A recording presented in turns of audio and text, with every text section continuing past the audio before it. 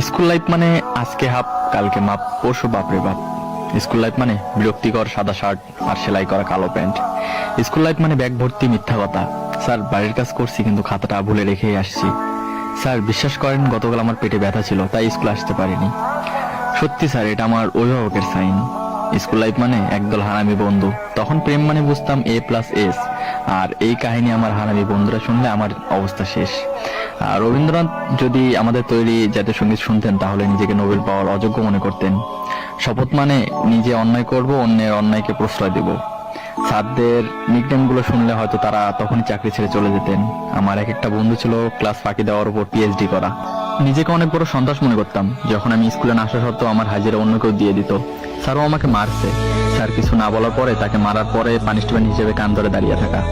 School life মানে নিজের ইচ্ছের বাইরে ঘন্টার পর ঘন্টা ক্লাসরুমে বসে থাকা। তখন প্রতিটা শুক্রবারকে ঈদ মনে হতো, আর এখন প্রতিটা দিনকে শুক্রবার মনে হয়, কিন্তু আগের মতো সেই ফিলিংসটা আর আসে না।